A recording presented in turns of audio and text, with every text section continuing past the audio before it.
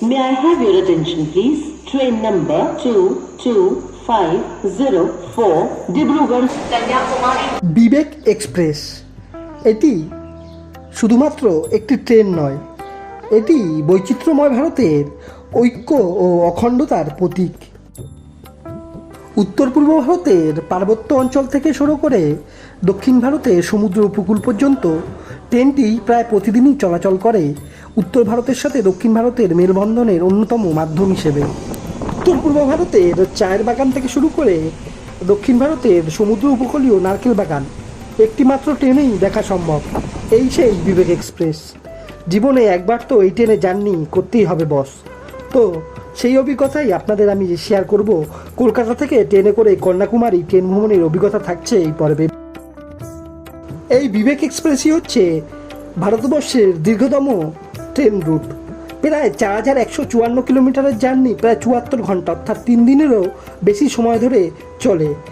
ট্রেনটিতে ভিড় কেমন থাকে, ভাড়াই বা কত, এছাড়া খাওয়া দাওয়ার কী ব্যবস্থা, সম্পূর্ণ তথ্য থাকবে এই ভিডিওটিতে।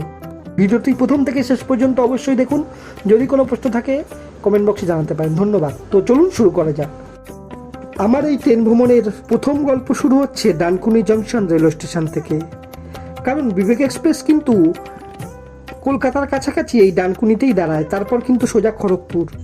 নমস্কার বন্ধুরা, আমি দীপু, আপনারা দেখছেন আমার চ্যানেল ট্রাভেলিং দীপু। এই মুহূর্তে আমি আছি ডানকুনি জংশন রেলওয়ে স্টেশনে। আপনারা হয়তো ভিডিওর সাবটাইটেল দেখে জেনেই গেছেন কোথায় যাচ্ছি। আমি এই মুহূর্তে জার্নি করছি 22504 ডিব্রুগড় থেকে কন্যাকুমারীগামী বিবেক এক্সপ্রেসে। তো আমি উঠবো ডানকুনি থেকে। তো এই ট্রেনের সম্পূর্ণ ভ্রমণ অভিজ্ঞতা থাকবে এই পর্বে। ডানকুনি জংশন রেলওয়ে স্টেশন কীভাবে আসবেন হয়তো যারা জানতে চাইছেন তাদের জানিয়ে রাখি, আপনারা হাওড়া ও শিয়ালদা দু জায়গা থেকেই ডানকুনি আসার জন্য ডানকুনি লোকাল ধরে সহজেই আসতে পারে। ডানকুনি স্টেশনে বসে বসে মশার কামড় খেতে খেতে দেখলাম ইতিমধ্যেই বন্দে ভারত সহ দার্জিলিং মেল সহ আরও অনেক চেনা অচেনা ট্রেন পাস করছে ডানকুনির ওপর থেকে। ডানকুনি স্টেশনে কিন্তু আপনারা এসি ওয়েটিং রুম পেয়ে যাবেন, সেখানে বসে আপনারা সময়টা কাটিয়ে নিতে পারেন। বিবেক এক্সপ্রেসের ডানকুনি থেকে ছাড়ার সময় হচ্ছে রাত 1:15, কিন্তু প্রায় 1.5 ঘন্টা লেটে এখন প্রায় রাত 2:55 বাজে। তো প্রবেশ করছে এখন বিবেক এক্সপ্রেস ডানকুনি রেলওয়ে স্টেশনে। দেরি নয়, উঠে পড়লাম ট্রেনে। তো ট্রেনে উঠে নিজের সিটে গিয়ে শুয়ে পড়লাম। রাতের বেলা দেখানোর তেমন কিছুই নেই, ডানকুনি থেকে ট্রেন ছেড়ে দিল এবং আমিও শুয়ে পড়লাম।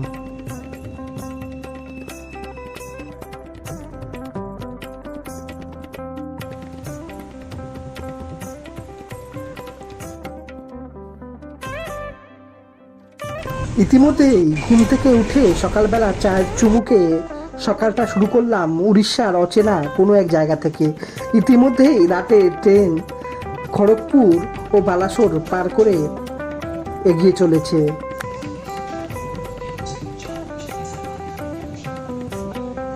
ডানকুনি থেকে 413 কিলোমিটারের জার্নি শেষ করে আমরা চলে এসেছি উড়িষ্যার কটকে। কটক হচ্ছে নেতাজির জন্মস্থান, আপনারা হয়তো জানেন। কটক থেকে ট্রেন ছেড়ে দিল, এরপর পৌঁছে যাবে ভুবনেশ্বর।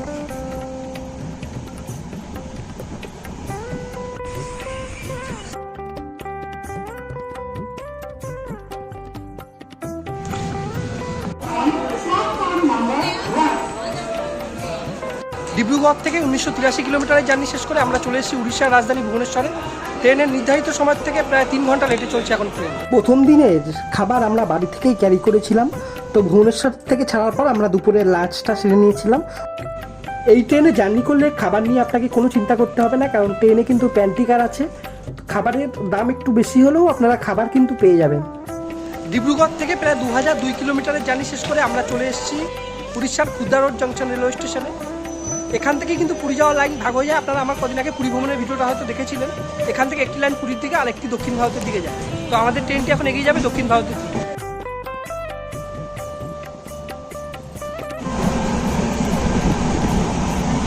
প্যান্টিকারের কর্মীরা কিন্তু প্রত্যেক 5 থেকে 10 মিনিট পর পরই খাবার নিয়ে আসছিল। সেক্ষেত্রে ব্রেকফাস্ট, লাঞ্চ বা ডিনার নিয়ে আপনাকে কোনো রকম চিন্তা করার দরকার নেই, আপনারা খাবার পেয়ে যাবেন।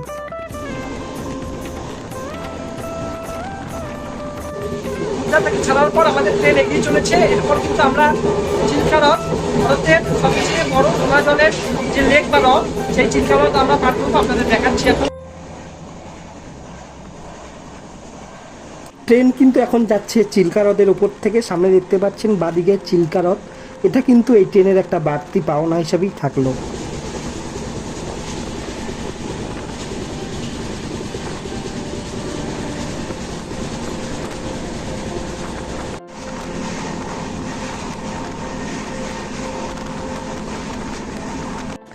চিল্কা লেক পার করে এই ট্রেন ব্রহ্মপুর হয়ে ধীরে ধীরে প্রবেশ করছে অন্ধ্রপ্রদেশের পথে।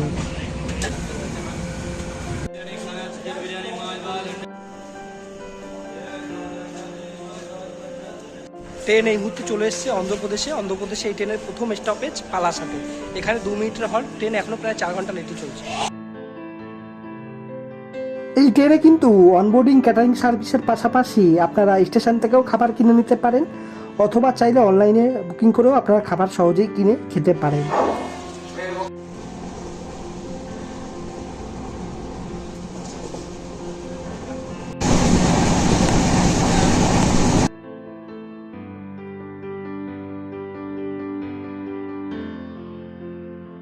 ডিব্রুগড় থেকে 2366 কিলোমিটারের জার্নি শেষ করে আমরা চলে এসেছি বিজয়নগরম রেলওয়ে স্টেশনে।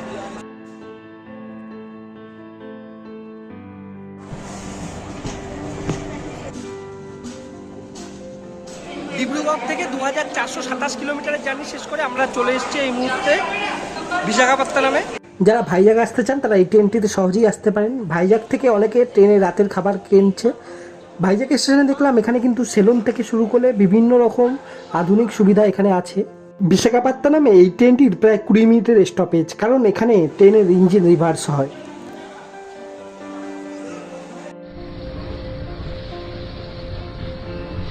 আমার ট্রেন ভ্রমণের দ্বিতীয় দিনের সকালটা আর ডিব্রুগড় থেকে ছাড়া পর তৃতীয় দিনের সকালটা আমরা শুরু করলাম তামিলনাড়ুর অচেনা এক জায়গা থেকে। তো এবার চলে আসি এই ট্রেনের ভাড়া কত। এই ট্রেনের বিভিন্ন ক্লাসের ভাড়া আমি দিয়ে দিলাম, নিচে স্ক্রিনে দেখে নিতে পারেন। আমার স্লিপার ক্লাসে ডানকুনি থেকে কন্যাকুমারী পর্যন্ত ভাড়া পড়েছিল 985 টাকা। এই ট্রেনের সম্পূর্ণ ভাড়ার বিবরণ নিচের স্ক্রিনে দেওয়া হলো, চাইলে ভিডিও পজ করে দেখে নিতে পারেন। এরপর ট্রেন প্রবেশ করলো তামিলনাড়ুর কাটপাটি জংশন রেলওয়ে স্টেশনে। ডানকুনি থেকে প্রায় 3289 কিলোমিটারের জার্নি শেষ করে আমরা চলে আসলাম কাটপাটি। অনেকে হয়তো ভেলুর যান, তারা কিন্তু এই কাটপাটিতে নামেন। অনেক যাত্রী দেখলাম এই কাটপাটিতে নেমে গেল। এই কাটপাটি রেলওয়ে স্টেশন থেকেই কিন্তু ভেলোর খুব সহজেই পৌঁছে যাওয়া যায়। আমাদের ট্রেনের অনেক সহযাত্রী দেখলাম এই কাটপাটিতে নামলেন যারা চিকিৎসা করাতে এসেছেন। আপনারাও চাইলে এই ট্রেন ধরে সহজেই ভেলোর পৌঁছাতে পারেন।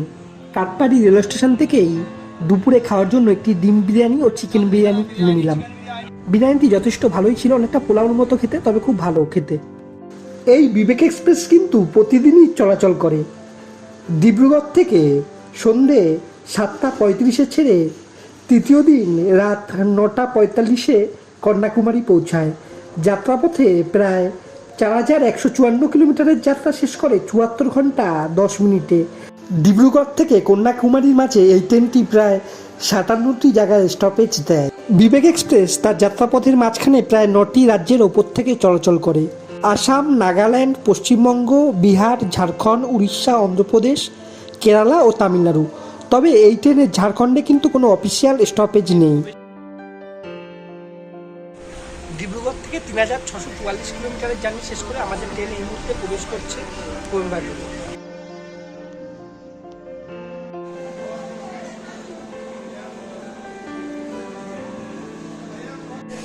আমরা এই মুহূর্তে চলে এসেছি দক্ষিণ ভারতের ম্যানচেস্টার কোয়েম্বাটুরে থেকে মাত্র 30 কিলোমিটার দূরেই আছে আদিয়োগী। যারা আদিয়োগী যেতে চান তারা কিন্তু যেতে পারেন এই স্টেশন থেকে। কোয়েম্বাটুর থেকে ট্রেন ছিল, এরপর কিন্তু ট্রেন তামিলনাড়ু থেকে সরাসরি প্রবেশ করবে কেরালাতে।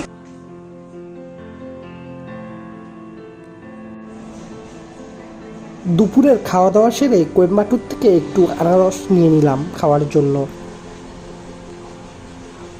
কলকাতা থেকে যারা সরাসরি কন্যাকুমারী যেতে চাইছেন তাদেরকে আমি জানিয়ে রাখি, কলকাতা থেকে কন্যাকুমারী যাওয়ার জন্য কিন্তু খুব বেশি ট্রেন নেই। প্রতি সোমবার করে চলে 12665 কন্যাকুমারী সুপারফাস্ট এক্সপ্রেস। প্রতি সোমবার বিকেল 4টের সময় ছেড়ে তৃতীয় দিন সকালবেলা 9:45 পৌঁছায়।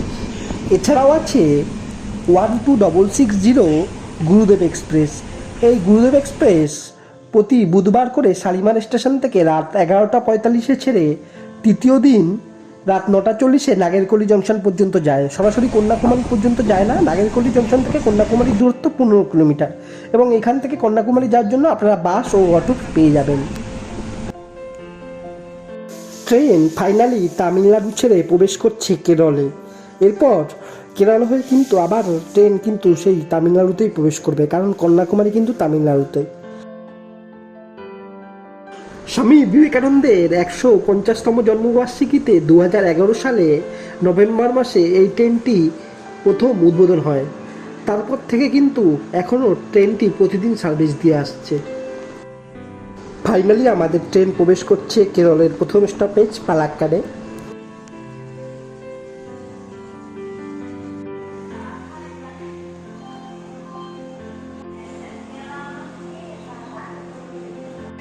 ডিব্রুগড় থেকে 3700 কিলোমিটারের জার্নি শেষ করে আমরা ফাইনালি চলে আসলাম কেরলের প্রথম স্টপেজ পালাক্কাড় জংশন রেলওয়ে স্টেশনে।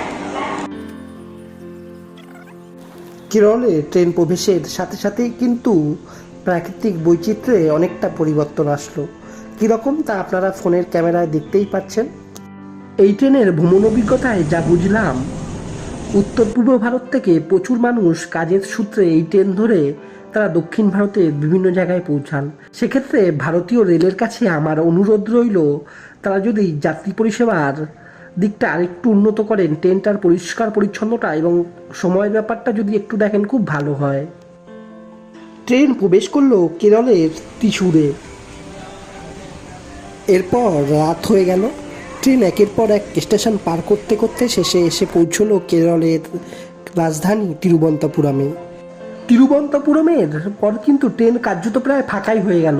এই ট্রেনের পুরো জার্নিতে আমরা কিন্তু কোনো অসংরক্ষিত যাত্রীর ভিড় পাইনি, এটাই কিন্তু এই ট্রেনের একটা সুবিধা। কন্যাকুমারী পথে এগিয়ে চলেছি। ট্রেন এখনও মোটামুটি 4 ঘন্টা লেটে চলছে। এখনো পর্যন্ত হোয়ার ইজ মাই ট্রেনে যা দেখাচ্ছে, এখনো পর্যন্ত রাত 2টো বাজবে কন্যাকুমারী ঢুকতে। এখন প্রায় রাত 1টা বাজে। ট্রেন ফাইনালি প্রবেশ করছে নাগারকয়েল জংশন। যারা গুরুদেব এক্সপ্রেস ট্রেন ধরে কন্যাকুমারী আসতে চান, তারা কিন্তু এই নাগারকয়েল জংশন পর্যন্তই আসতে পারবেন। এরপর কিন্তু এখান থেকে আপনারা কন্যাকুমারী যাওয়ার জন্য অটো ও বাস পেয়ে যাবেন। ইন্ডিয়ান লংগেস্ট ট্রেন বিবেক এক্সপ্রেস। এখন প্রায় রাত 2টো বাজতে গেছে, এখন প্রবেশ করছে কন্যাকুমারীতে। ফাইনালি ট্রেন প্রবেশ করছে কন্যাকুমারীতে। ডানকুনি থেকে প্রায় 2611 কিলোমিটারের জার্নি প্রায় 47 ঘন্টায় শেষ করে আমরা এখন পৌঁছাচ্ছি কন্যাকুমারী।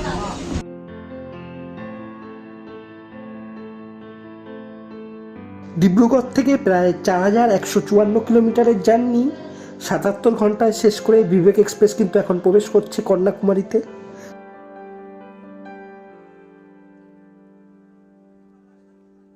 বহুদিনের স্বপ্ন ছিল ভারতীয় রেলের সবচেয়ে লংগেস্ট ট্রেন এই বিবেক এক্সপ্রেসে চড়ার।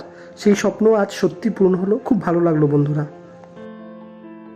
ফাইনালি চলে আসলাম এই মুহূর্তে কন্যাকুমারী রেলওয়ে স্টেশনে। তো চলুন বেরিয়ে যাই, অনেক রাত হয়েছে, দেখা যাক থাকার জন্য কি ব্যবস্থা করতে পারি। বেরিয়ে আসলাম কন্যাকুমারী রেলওয়ে স্টেশনের বাইরে। আপনাদের একটা বিষয় জানিয়ে রাখি, যারা বিবেক এক্সপ্রেস ধরে কন্যাকুমারী পৌঁছাবেন, হয়তো স্টেশনের বাইরে রাতের বেলা যেতে চাইছেন না, সেক্ষেত্রে কিন্তু এই স্টেশনে কিন্তু রিটায়ারিং রুমের ব্যবস্থা আছে। চাইলে আপনারা রিটায়ারিং রুমে আগে থেকে বুকিং করে আসতে পারেন। কন্যাকুমারী রেলওয়ে স্টেশন থেকে 100 টাকার বিনিময়ে একটি অটো বুক করে আমরা চললাম কন্যাকুমারী ভারত সেবাশ্রমের পথে। দূরত্ব ওই 1 কিলোমিটার মতো। খুব বেশি লাগেজ না থাকলে আপনারা পায়ে হেঁটেও আসতে পারেন।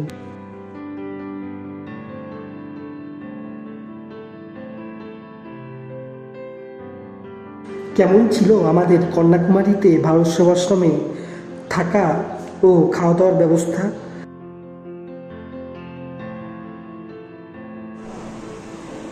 এছাড়াও কন্যাকুমারী ভ্রমণ গাইড, কন্যাকুমারীতে একদিনে কী কী ঘুরে দেখবেন সেই সম্পূর্ণ তথ্য থাকবে পরের পর্বে। আপাতত আমার এই ট্রেন জার্নির ভিডিওটি কেমন লাগলো কমেন্ট করে অবশ্যই জানাবেন।